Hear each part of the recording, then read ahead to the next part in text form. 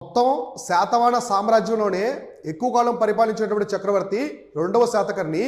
ఈయన దాదాపుగా 56 సంవత్సరాలు పరిపాలన కొనసాగించాడు. ఆయన వయసు కాదు, ఆయన పరిపాలించిన కాలమే 56 సంవత్సరాలు. ఈ రెండవ శాతకర్ణి కాలంలోనే శాతవాహనులకి శకావంశ రాజుల మధ్య ఘర్షణలు కూడా మొదలయ్యాయి అనమాట. సో పెద్ద పెద్ద ఘర్షణలు కూడా ఈయన కాలంలోనే మొదలయ్యాయి. అలానే ఈ రెండవ శాతకర్ణి కాలంలో ప్రధానంగా మనం గమనిస్తే సాంచి స్తూపం ఉంది కదా, అశోకుడు నిర్మిస్తాడు సాంచి స్తూపం. ఆ సాంచి స్తూపానికి దక్షిణ తోరణం అంటే దక్షిణ వైపు ఉన్నటువంటి ద్వారాన్ని నిర్మించేది ఎవరంటే రెండవ శాతకర్ణి.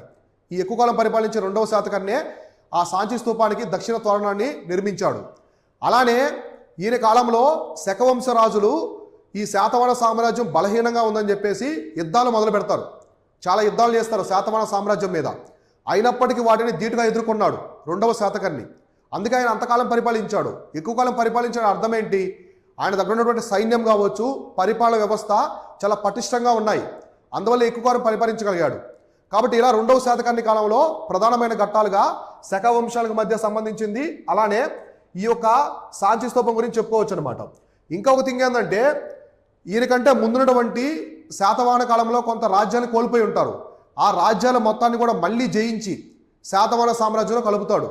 అంటే శాతవాహన సామ్రాజ్యాన్ని చాలా పెద్దగా విస్తరణలో కీలక పాత్ర వహించిన వ్యక్తిగా మనం రెండవ శాతకర్ణి గురించి చెప్పుకోవచ్చు.